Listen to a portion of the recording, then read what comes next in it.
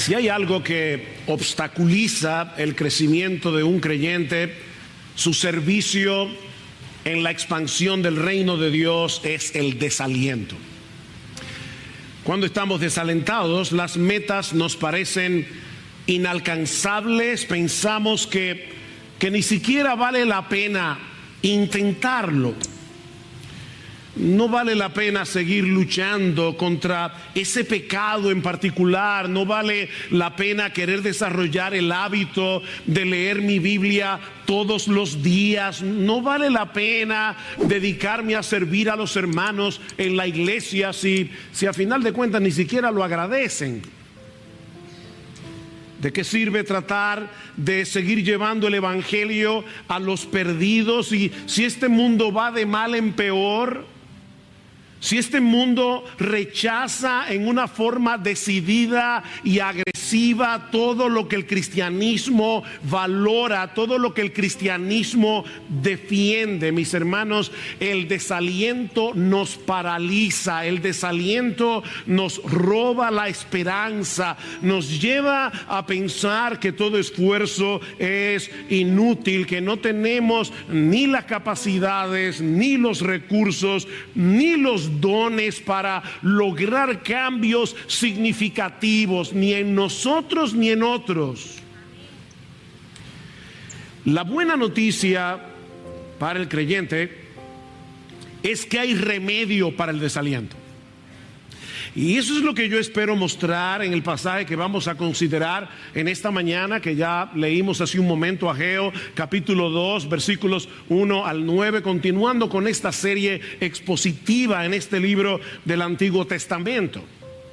Como hemos visto hasta aquí, en el año 537 antes de Cristo, un grupo de israelitas regresaron del exilio para reconstruir la ciudad de Jerusalén, para reconstruir el templo que habían sido devastados por Nabucodonosor unos 66 años antes.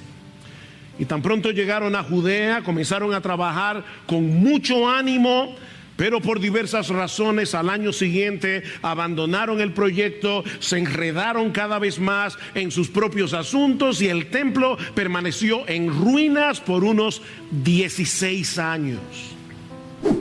Estos israelitas pusieron sus intereses personales por encima de la gloria de Dios. Pusieron sus intereses por encima de la presencia de Dios en medio de ellos. Pero nuestro Dios, que es un Dios de gracia, que es un Dios bueno, les envía al profeta Ageo y al profeta Zacarías para hacerlos recapacitar. Y dice en Ageo capítulo 1 versículo 14 que el Señor mismo despertó el espíritu de los líderes del pueblo, despertó el remanente de todo el pueblo por medio de su palabra, de tal manera, mis hermanos, que todo el pueblo completo, desde el más pequeño hasta el más grande, decidieron obedecer la voz de Dios. Fue una respuesta sorprendente al ministerio de Ageo. Pero al poco tiempo de haber reiniciado la obra, se enfrentaron con otro problema. Muchos de ellos tenían edad suficiente como para recordar la magnificencia del templo de Salomón. Y eso los desalentó profundamente, porque ellos sabían que no tenían los recursos para llevar a cabo una empresa de esa magnitud. Dice en Esdras capítulo 3 versículo 12 que muchos de los sacerdotes y levitas y jefes de las casas paternas, los ancianos, escuchen bien, que habían visto el primer templo, cuando se echaban los cimientos de este segundo templo delante de sus ojos, lloraban en alta voz, mientras muchos daban gritos de alegría. Aquí vemos el contraste. Los más jóvenes estaban eufóricos porque se había reiniciado la reconstrucción del templo, pero los mayores lloraban porque este nuevo templo les parecía demasiado insignificante. Estos israelitas necesitaban urgentemente unas palabras de aliento. Y si yo conozco un poco de la naturaleza humana, comenzando por la mía. Yo estoy seguro que hay muchos aquí que en el día de hoy necesitan una palabra de aliento. Y eso es precisamente, mis hermanos, lo que nosotros tenemos en este pasaje que vamos a considerar en la mañana de hoy. Ahora, extrañamente, lo primero que hace Dios con este pueblo desanimado, con este pueblo desalentado, es enfrentarlos con la realidad de que el edificio que ellos estaban construyendo definitivamente no podía compararse con el anterior. Una forma rara, ¿verdad?, de alentar al pueblo. En otras palabras, mis hermanos, lo que estoy diciendo es que en vez de meter el problema debajo de la alfombra, lo que hace Dios es sacarlo a la luz y ponerlo delante de sus ojos. Y eso nos lleva de la mano a la primera enseñanza de este pasaje. Tratar de evitar la realidad no es la solución para escapar del desaliento. No metas la cabeza en el hoyo. Tratar de evitar la realidad, mis amados hermanos y hermanas, no es la solución para tratar de escapar del desaliento. Versículo 1 al 3. El día 21 del mes séptimo vino la palabra del Señor por medio del profeta Ageo diciendo: habla ahora Zorobabel, hijo de Salatiel, gobernador de Judá, y al sumo sacerdote Josué, hijo de Josadac, y al remanente del pueblo diciendo. Es Dios que está diciendo: ¿quién ha quedado entre vosotros que haya visto este templo en su gloria primera? ¿Y cómo lo veis ahora? Tal como está, no es como nada a vuestros ojos. Dios les está diciendo: ustedes tienen razón. Este segundo templo no tiene comparación con la magnificencia del templo que construyó Salomón. Ahora, noten, mis hermanos, antes de entrar en materia, que en el versículo 1 se resalta el hecho de que este mensaje vino por medio del profeta Ageo el día 21 del mes séptimo. Y esta fecha es importante por varias razones.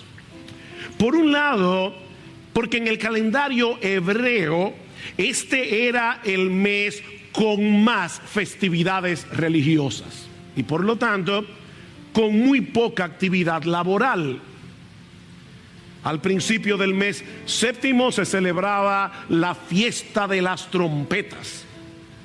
Unos días después, el día de la expiación, el Yom Kippur. Y 5 días más tarde, la fiesta de los tabernáculos. Desde el 15 al 22 del mes séptimo, los israelitas debían vivir en tiendas de campaña para recordar cómo Dios los había cuidado y protegido durante el éxodo. El problema es que en cada una de esas fiestas había que guardar días de reposo. No se podía trabajar. De manera que venía una festividad tras otra y el proyecto de construcción, que apenas había comenzado un mes atrás, estaba detenido. Pero esta fecha también es importante porque según Primero de Reyes capítulo 8 versículo 2 fue precisamente en el mes séptimo que Salomón inauguró el primer templo. Así que era muy probable que estos israelitas se sintieran frustrados y nostálgicos. Las dos cosas. No habían podido adelantar todo lo que hubieran querido y el recuerdo del antiguo templo les resultaba muy doloroso. Mis hermanos, cuidado con la nostalgia. Cuidado con la nostalgia. Porque puede resultar muy peligrosa. Hay personas que viven ancladas en una supuesta era dorada de la historia de la iglesia. Y piensan que la iglesia de ahora no sirve. Me hubiera gustado vivir en la época de la iglesia primitiva, o me hubiera gustado vivir en el tiempo de Whitefield o en el tiempo de Spurgeon. Y entonces miran a su alrededor lo que está sucediendo en muchas iglesias y se sienten profundamente decepcionados. Estaba recordando cuando pensaba en esto que hubo una época en esta iglesia que ese era el sentimiento de la mayoría de los miembros que han estado aquí prácticamente desde el principio. Siempre que empezábamos a hablar de la historia de nuestra iglesia, cómo comenzamos hace 44 años atrás, en verano del año 1978, recordaban con mucha nostalgia aquellos primeros años cuando había tanto fervor por leer las escrituras, había tanto fervor por evangelizar, había tanto fervor por aprender de teología. Y ciertamente fue una época de verdad muy especial que debemos recordar con mucha gratitud. Pero mis hermanos, no todo era color de rosa. También había mucha inmadurez, también cometimos un montón de errores que jamás quisiéramos volver a repetir. Por eso alguien decía que la nostalgia es una extraña mezcla de mala memoria con una buena imaginación. Nosotros distorsionamos nuestros recuerdos del pasado. Y cuando esa nostalgia nos atrapa, produce en nosotros una sensación de desencanto. Y esa sensación tiende a paralizarnos. Nunca volveremos a experimentar lo que vivimos en esta época. Estos israelitas se habían dejado atrapar por la nostalgia de un pasado muy glorioso y estaban profundamente desanimados. Estamos perdiendo el tiempo. Nunca podremos equiparar este templo con el primero. Pero entonces viene Dios por medio del profeta Ageo y les dice: ¿saben qué? Ustedes tienen razón. Ustedes tienen razón. Este segundo templo jamás será como el de Salomón. De hecho, si ustedes leen las escrituras se van a dar cuenta de algo curioso. En este segundo templo, la Shekinah de Dios, la gloria de Dios que venía en una forma de nube, no vino sobre este templo. De hecho, el arca del pacto había desaparecido. En el lugar santísimo ellos no tenían arca del pacto. Este segundo templo ni en sombra tenía la gloria del primero. Y sin embargo, ahora Dios les dice: pero ¿saben qué? No deben desalentarse. No deben desalentarse. Y esto por dos razones. En primer lugar, porque el avance de la obra de Dios no depende de nuestros recursos y capacidades. El avance de la obra de Dios depende de su presencia en medio nuestro. El asunto aquí no es la magnificencia del edificio. El asunto aquí es la presencia de Dios. Noten el versículo 4. Pero ahora esfuérzate, Zorobabel, declara el Señor. Esfuérzate tú también, Josué, hijo de Josadac, sumo sacerdote. Y esforzaos todos vosotros, pueblo de la tierra, declara el Señor. Y trabajad, porque yo estoy con vosotros, declara el Señor. Conforme a la promesa que os hice cuando salisteis de Egipto, mi espíritu permanece en medio de vosotros, no temáis. El problema de esta gente era que estaban magnificando los obstáculos y minimizando a Dios. Mis hermanos, lamentablemente nosotros tenemos un Dios muy pequeño. Yo no estoy diciendo que Dios es pequeño, de ninguna manera. Yo estoy diciendo que el problema nuestro es que en nuestra mente nosotros minimizamos a Dios y magnificamos los obstáculos. La debilidad de estos israelitas era real. Su falta de recursos en comparación con los que tuvo Salomón en su tiempo era real. Pero a final de cuentas, ellos tenían lo necesario. Ellos tenían lo necesario. ¿Ustedes recuerdan cuál fue la palabra de David a Salomón cuando él iba a iniciar el templo? La construcción del primer templo. Esfuérzate, sé valiente y haz la obra, no temas ni te acobardes, porque el Señor Dios, mi Dios, está contigo. Él no te fallará ni te abandonará hasta que toda la obra del servicio de la casa del Señor sea acabada. Estas palabras son muy similares a las de Ageo en los versículos 4 al 5. Esfuércense, trabajen y no teman. Esfuércense, trabajen y no teman. No se queden ahí sentados esperando que lleguen tiempos mejores. Tomen la determinación de hacer lo que tienen que hacer. ¿Saben por qué? Porque se van a sentir mejor si hacen un esfuerzo. No, mis hermanos. Lo que tenemos aquí no es ese tipo de estímulo psicológico. Lo que estaba detrás de esa nota de aliento era una realidad mucho más trascendente y gloriosa que ellos debían contemplar con los ojos de la fe, porque yo estoy con vosotros, declara el Señor. Yo estoy con ustedes. Esfuércense, trabajen, no teman, porque yo estoy con ustedes, mis hermanos. Ese es el mensaje de Dios para mí y para ti. En nuestras propias fuerzas, nosotros somos menos que nada, pero amparados en el poder del Todopoderoso, mis hermanos, ¿habrá algún obstáculo que sea imposible de vencer? Esta semana, uno de los hermanos de nuestro grupo pequeño nos recordó una frase que Jerry Bridges usa en algunos de sus libros y que describe muy bien esa dinámica misteriosa de la vida cristiana. La frase es responsabilidad dependiente.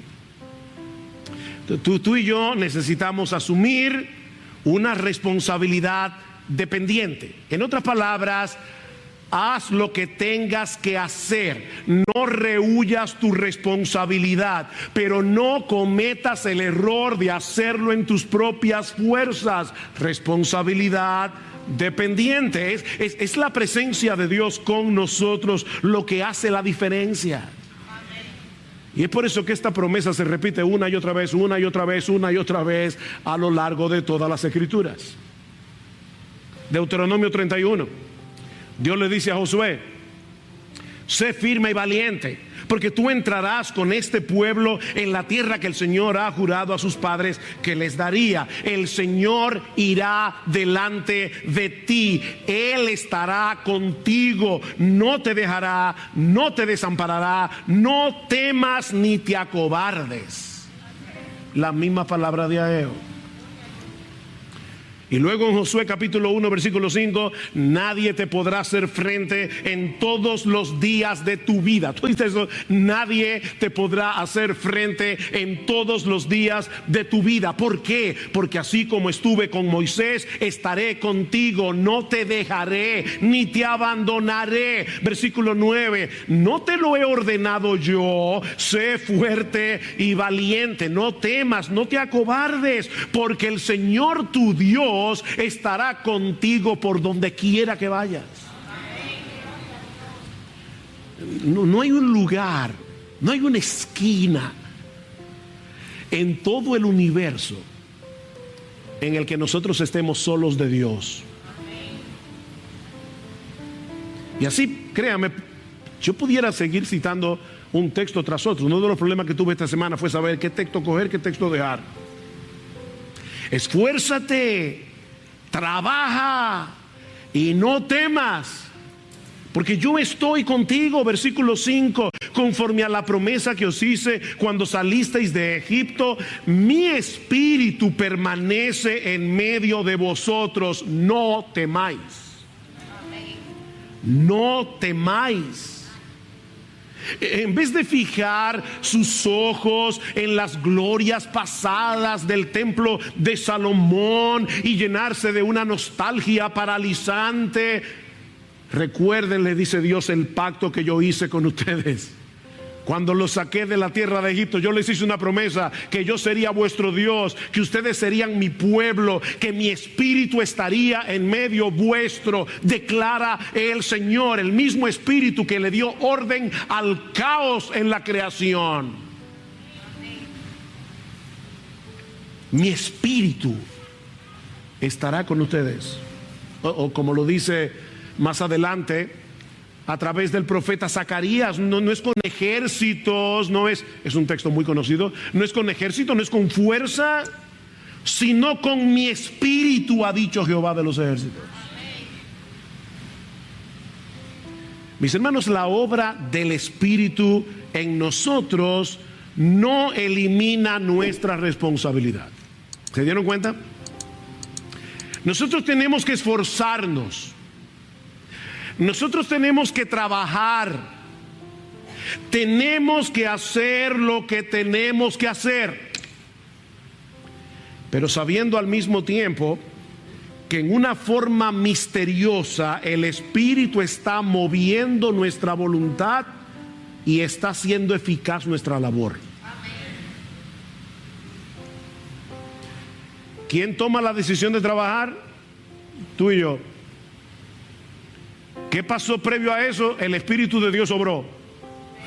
Por eso es que Pablo dice en Efesios capítulo 2 versículo 10 que nosotros somos creados por Dios, nuevas criaturas, somos una nueva creación de Dios, y que Dios ha puesto delante de nosotros buenas obras para que anduviésemos en ellas, de tal manera que todo lo que hacemos después de convertidos es solo para la gloria de Dios. Es su gracia en mí, como cantábamos hace un momento. Así que anímate, mi hermano. ¿Tú viniste desanimado a la iglesia hoy? Pensando que tú eres un inútil. ¿Tú crees que tú eres un inútil? Bueno, déjame decirte, tú eres un inútil, pero Dios es todopoderoso. Y es increíble lo que Dios todopoderoso puede hacer con un inútil que se pone en sus manos. Es como dice, ese fue uno de los textos que vino a mi mente en esta semana, Isaías 41:14. No temas, gusano de Jacob. Qué alentador. Mañana serás un león. No, tú eres un gusano y seguirás siendo gusano, pero trillarás montes, vas a allanar collados, porque yo estaré contigo.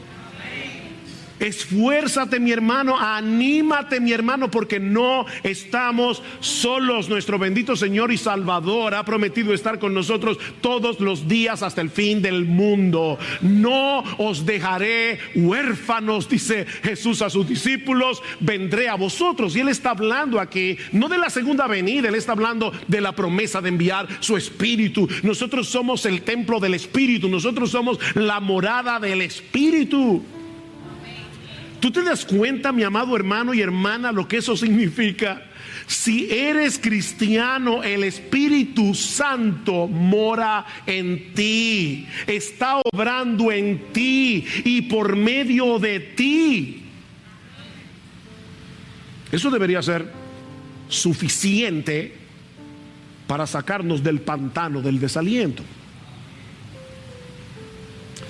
Pero Dios no ha terminado todavía de animarnos, sino que ahora nos dice en los versículos 6 al 9 que lo que hacemos para Él sirviendo a su pueblo es mucho más grande de lo que nuestros ojos pueden ver. ¿Qué era lo que estaba pasando con estos israelitas? Que ellos veían el templo y sentían que aquello era insignificante. Y ahora Dios les dice: permítanme abrirles los ojos para que ustedes tengan un vislumbre de lo que yo voy a hacer con ese esfuerzo que a ustedes les parece pequeño. Mis hermanos, lo que nosotros hacemos para la obra de Dios, lo que nosotros hacemos para el servicio de Dios, sirviendo al pueblo de Dios, va a tener repercusiones mucho más grandes de lo que nosotros ahora podemos percibir. Versículo 6. Porque así dice el Señor de los ejércitos: una vez más, dentro de poco yo haré temblar los cielos y la tierra, el mar y la tierra firme, y haré temblar a todas las naciones. Vendrán entonces los tesoros de todas las naciones, y yo llenaré de gloria esta casa, dice el Señor de los ejércitos. Mía es la plata, mío es el oro, declara el Señor de los ejércitos. La gloria postrera de esta casa será mayor que la primera, dice el Señor de los ejércitos, y en este este lugar daré paz, declara el Señor de los ejércitos. Noten que el versículo 6 comienza con un porque. Hermanos, toda la escritura es inspirada por Dios. En la Biblia no hay una palabra de más. Ese porque conecta los versículos 4 al 5 con los versículos 6 al 9. Así que la idea es esta: esfuércense, trabajen y no teman, porque así dice el Señor de los ejércitos: hay algo que yo voy a hacer en el futuro y que ustedes deben comenzar a contemplar ahora con los ojos de la fe. Esa es la idea. Estos israelitas se sentían desanimados cuando veían el edificio que ellos estaban construyendo. Como acabo de decir, les parecía insignificante, pero ahora Dios quiere que ellos levanten sus ojos por encima del horizonte. Mis hermanos, es tan necesario que por medio de la fe nosotros miremos más allá, nosotros veamos por encima del horizonte, nosotros veamos más allá de los poderes políticos, nosotros veamos más allá del descalabro de nuestra cultura, nosotros miremos más allá de los poderosos que están tratando de implantar una agenda anticristiana en todo el mundo occidental. Tú y yo necesitamos urgentemente mirar más allá y ver lo que Dios está preparando para el futuro. Yo voy a hacer temblar los cielos y la tierra, el mar y la tierra firme y todas las naciones, dice Dios. Yo traeré los tesoros de las naciones hacia esta casa y la llenaré de gloria, de tal manera que su gloria postrera va a ser mayor que la primera. En otras palabras, lo mejor está por venir. Lo mejor está por venir. Alguien ha parafraseado este pasaje de esta manera: anímate, trabaja y no temas, porque todo lo que estás construyendo es más grande de lo que tus ojos ven. Todo lo que ves es un templo insignificante, como nosotros muchas veces miramos a la iglesia y eso es lo que vemos, un templo insignificante. Pero Dios promete tomar tu trabajo, llenarlo con su gloria y hacer que tus esfuerzos sean 1,000,000 de veces más de lo que jamás imaginaste.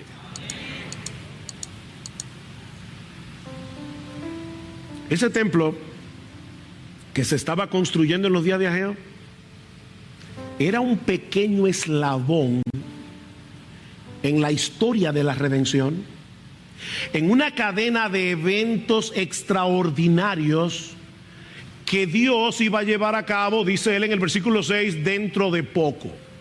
Ahora, obviamente, hermanos, ese dentro de poco es en el calendario de Dios, no en el nuestro. Dentro de poco. Y como para Dios un día es como 1000 años, 1000 años es como un día.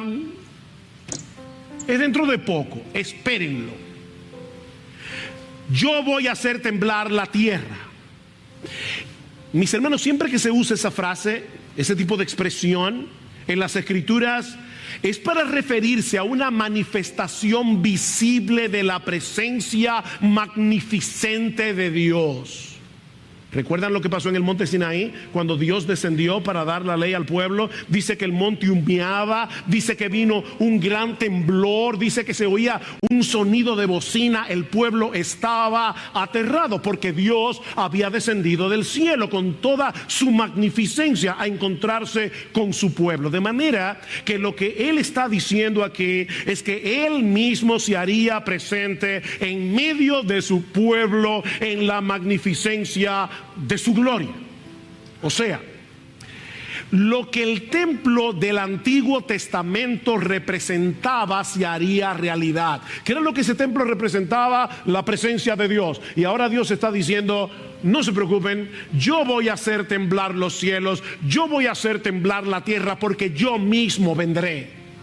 y me haré presente en medio de su pueblo. ¿Cuándo se cumplió esta profecía? Bueno, inicialmente se cumplió en la encarnación del Hijo de Dios, cuando la segunda persona de la Trinidad asumió una naturaleza humana para venir a salvarnos. Juan capítulo 1, versículo 1, en el principio era el verbo era con Dios, el verbo era Dios. ¿Y qué dice en el versículo 14? Y aquel verbo fue hecho carne y vimos su gloria, gloria como del unigénito del Padre, lleno de gracia y de verdad. Jesucristo es el templo de Dios. Es por eso que en el capítulo siguiente, en Juan capítulo 2, cuando el Señor es retado por la limpieza del templo, ¿qué les dice Cristo? Destruid este templo y en 3 días yo lo levantaré. Y Juan aclara en una nota editorial, pero él hablaba del templo de su cuerpo. Él hablaba del templo de su cuerpo. Es por eso que en Mateo capítulo 12 versículo 6 Cristo le dice a los judíos, señalándose a sí mismo: uno mayor que el templo está aquí. Yo soy mayor que el templo. Mis hermanos, Cristo es el verdadero templo de Dios. Cristo es el lugar de encuentro entre Dios y los hombres. Es por eso que dice en el versículo 9 que en ese lugar Dios dará paz. Cristo es nuestra paz, dice Pablo en Efesios capítulo 2. Él es nuestra paz. Cristo nos reconcilió con Dios por medio de su muerte en la cruz. Cristo reconcilia a pecadores entre sí en la sociedad de la iglesia. Cristo nos concede la bendición de poder experimentar la paz de Dios que sobrepasa todo entendimiento. Él es nuestra paz. Mi paz os dejo, mi paz os doy. Es en ese lugar llamado Jesucristo donde el hombre puede experimentar verdadera paz. Y Él está atrayendo hacia sí a todos los elegidos del Padre y formando con ellos un gran templo espiritual en el que manifiesta su gloria, como dice Pablo en Efesios capítulo 3 versículo 21. A Él sea gloria en la iglesia, en Cristo Jesús, por todas las edades. Es en ese contexto que los tesoros de las naciones serán traídos y consagrados a Dios. Yo estoy consciente de que la Reina Valera del 60 dice: y vendrá el deseado de las naciones, pero ahí hay un problema. El verbo está en plural. Lo que dice es vendrán.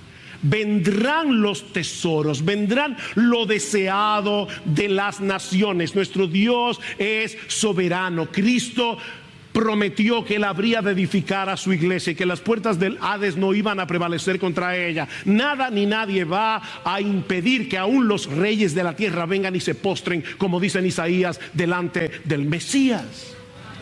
Y al final en Apocalipsis dice que los reyes de la tierra traerán sus glorias al Mesías. Lo que estos israelitas de los días de Ageo estaban edificando representaba algo muchísimo más glorioso de lo que sus ojos podían ver. Mis hermanos, ese templo físico representaba al Dios encarnado, a nuestro bendito Señor y Salvador Jesucristo, que en unión con su pueblo, la iglesia, es el verdadero templo del nuevo pacto, formado de piedras vivas de todo tribu, pueblo, lengua y nación, y que ya no se encuentra limitado a la ciudad de Jerusalén, sino disperso en el mundo entero. Ahora déjame ayudarte a ver las implicaciones de todo esto para nosotros hoy. Porque es posible que algunos de nosotros estemos padeciendo de la misma miopía espiritual que tenían estos israelitas de los días de Ageo. Cuando ellos veían lo que estaban construyendo, les parecía insignificante. Ahora yo te pregunto, ¿y qué de nosotros hoy? Mis hermanos, ¿estamos nosotros conscientes de lo que implica trabajar para la edificación del templo de Cristo? Y no olviden que aquí no estamos hablando de este edificio de varilla y de cemento. Estamos hablando del verdadero templo.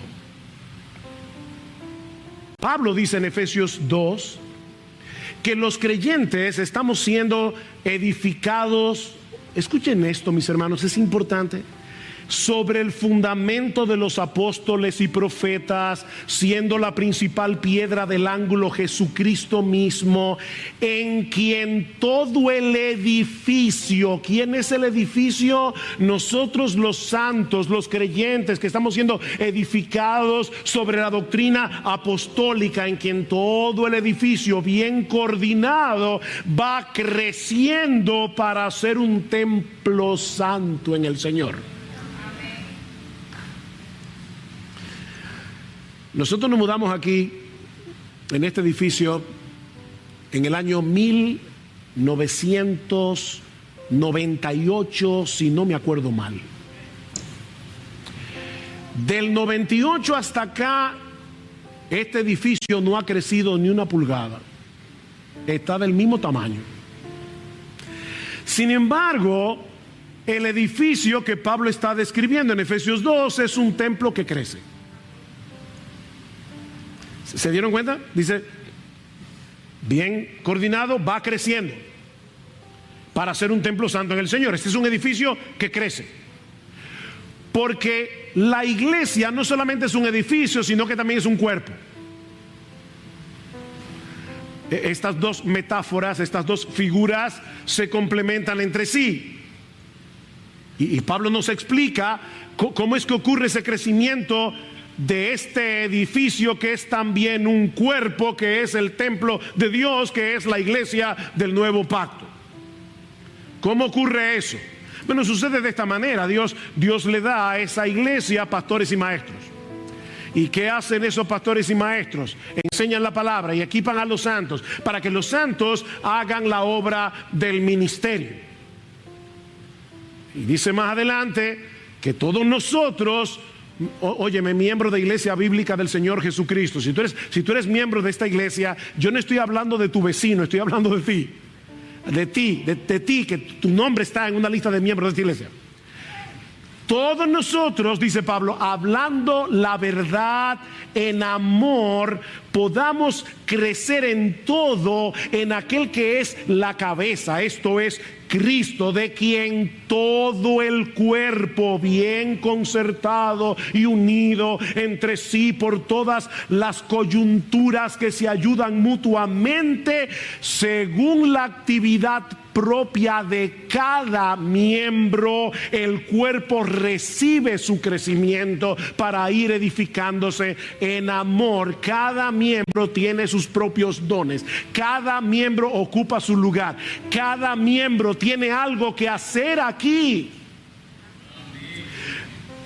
Mi hermano, mi hermana, tú te das cuenta que al hablar la verdad en amor a algún hermano, algún miembro de tu iglesia, tú estás puliendo esa piedra viva para que el templo de Cristo siga creciendo en gloria y hermosura.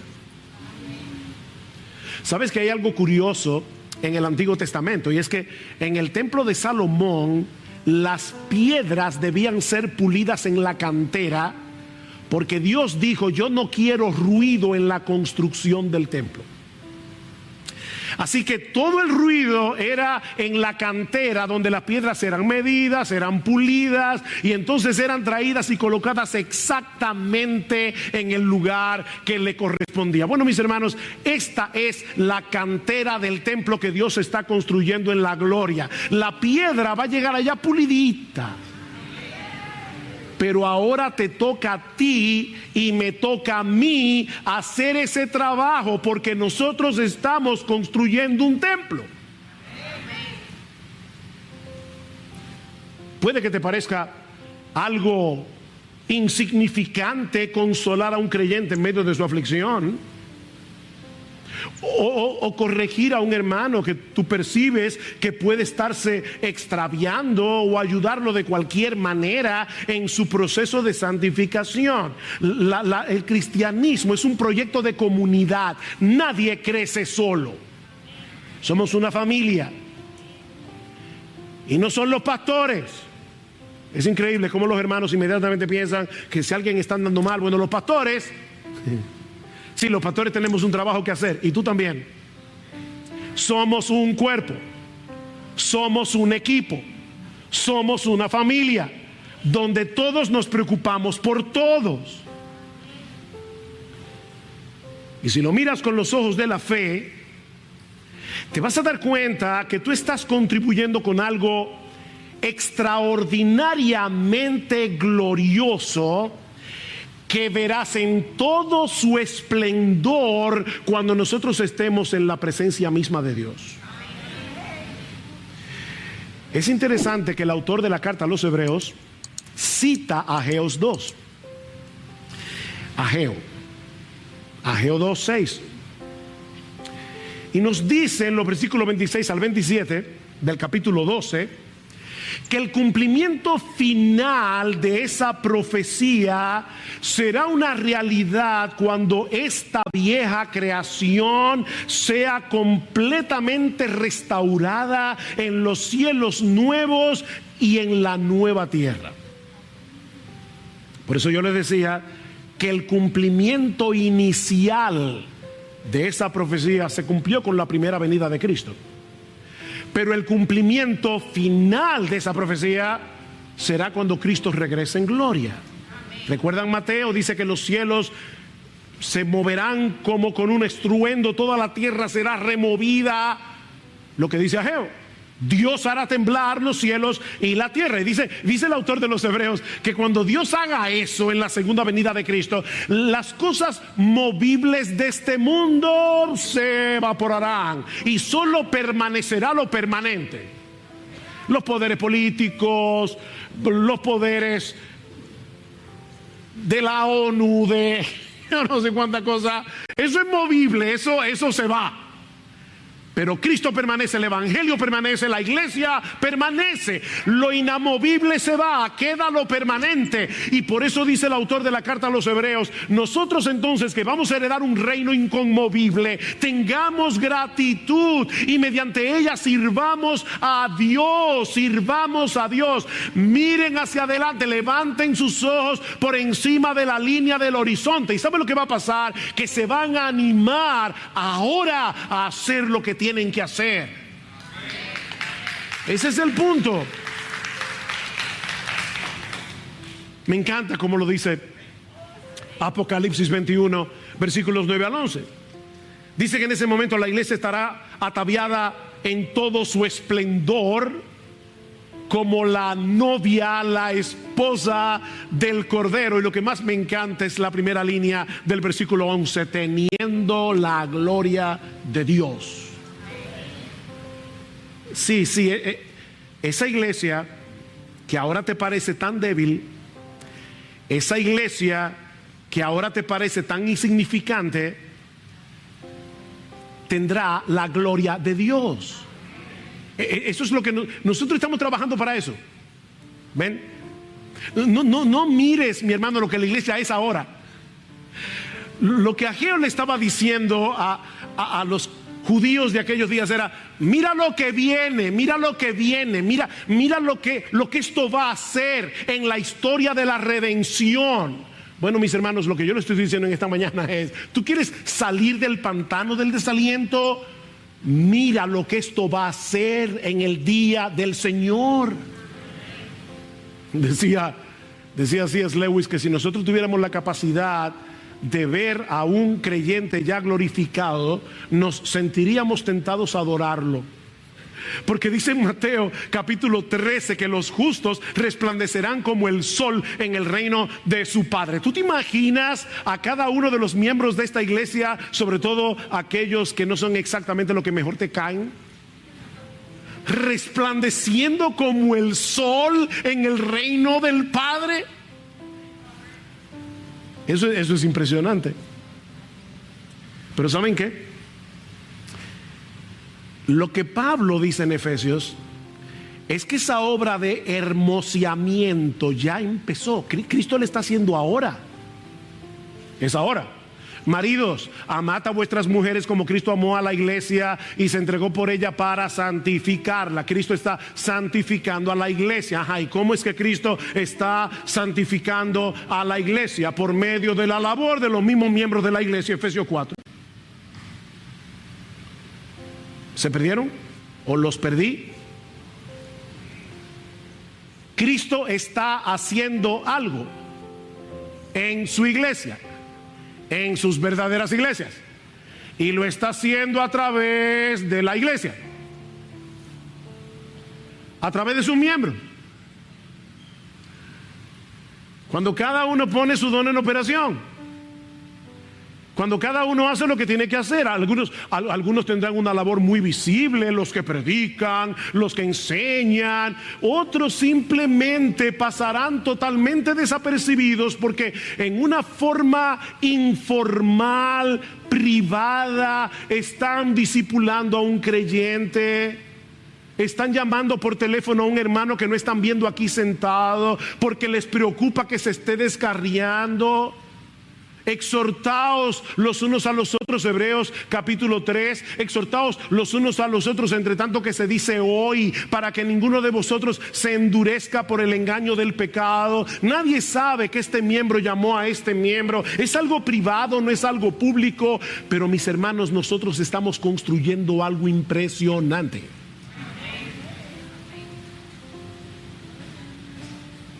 ¿Te das cuenta de lo sorprendente que es todo esto? Mis hermanos, lo que estoy diciendo es que nuestro Señor Jesucristo está edificando a su iglesia a través de miles de pequeños esfuerzos. Nada dramático. Miles de pequeños esfuerzos llevados a cabo por personas débiles como tú y como yo. ¿No te anima eso?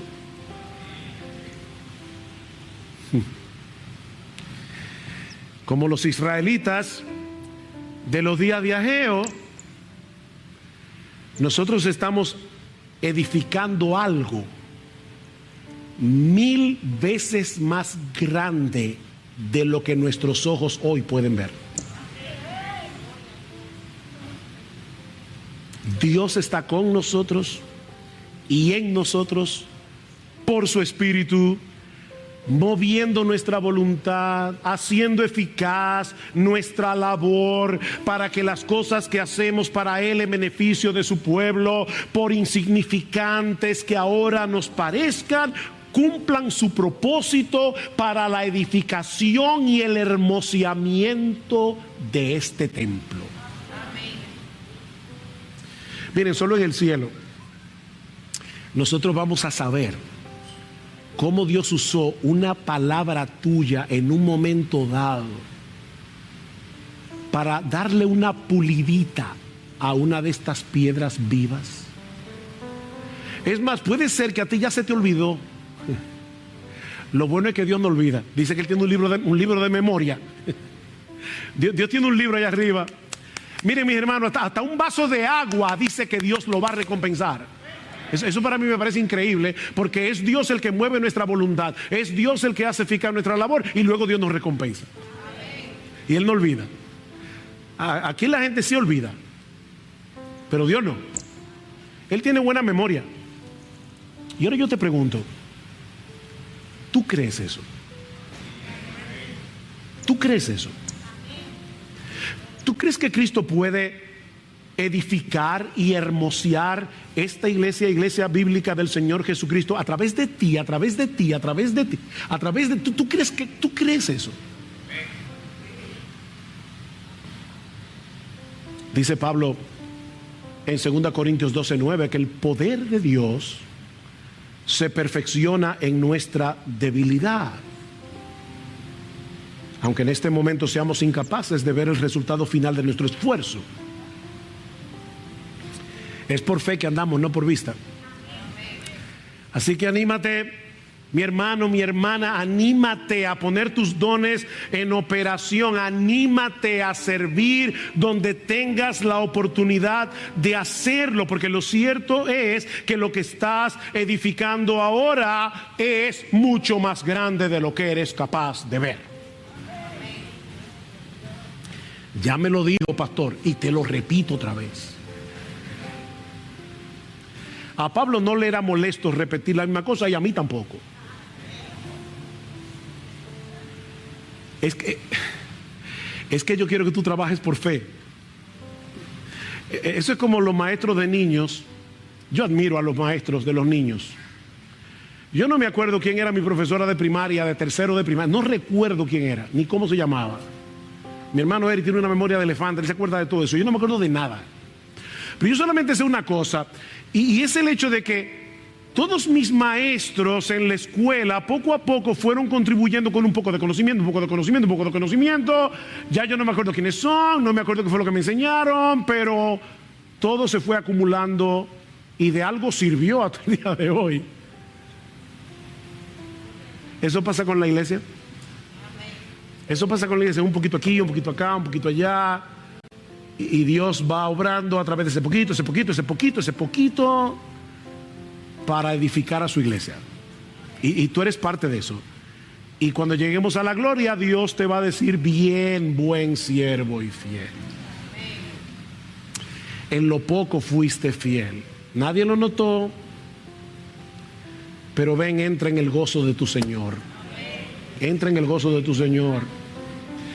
Así que, mi querido hermano, mi querida hermana, no hay razón para que sigas sumergido en el pantano del desaliento.